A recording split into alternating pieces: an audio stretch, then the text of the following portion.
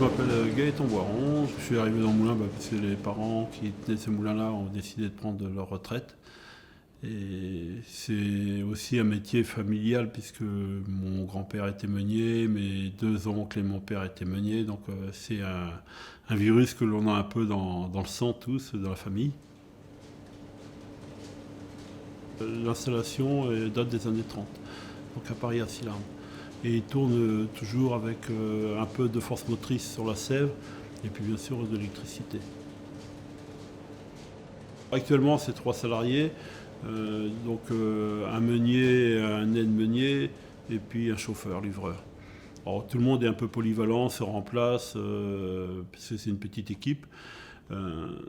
Après, le moulin a une capacité de production de 1,5 tonne de blé écrasé à l'heure, ça fait 1,2 tonne de farine produite à l'heure.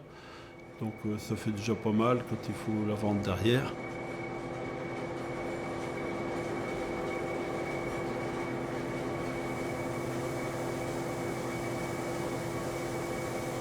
Je suis Joël Brenne, je suis le chef meunier.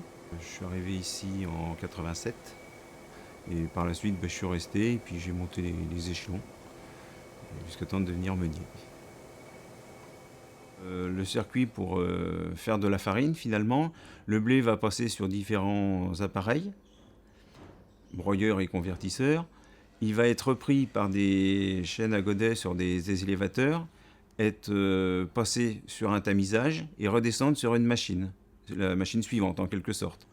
Et à chaque fois, le blé, les produits, parce que c'est plus du blé, c'est les produits de mouture, vont être repris sous chaque machine, remonter tout à fait au 3e étage du moulin, descendre sur un tamis et redescendre sur la machine suivante.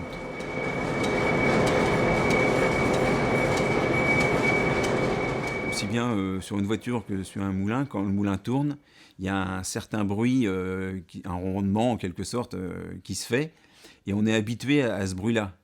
Si une machine, quand les machines sont embrayées et qu'elles travaillent, elles font un certain bruit. Si par exemple il y a une machine qui vient tourner à vide, ce bruit va changer. Et ça, on peut l'entendre, quand on est habitué, on l'entend et on se dit, bon, faut aller voir, il y a un souci. Donc après, ça peut être une courroie qui a cassé ou autre, mais on entend au bruit si comment tourne le moulin, si tout va bien ou pas.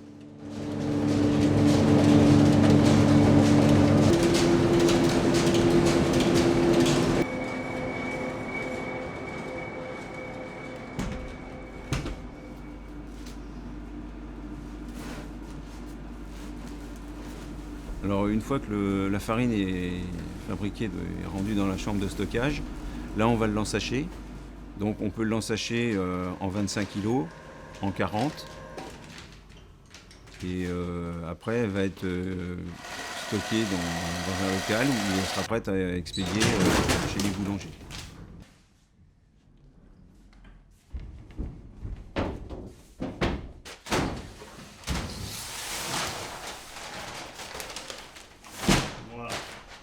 Les moulins modernes ont moins besoin de surveillance.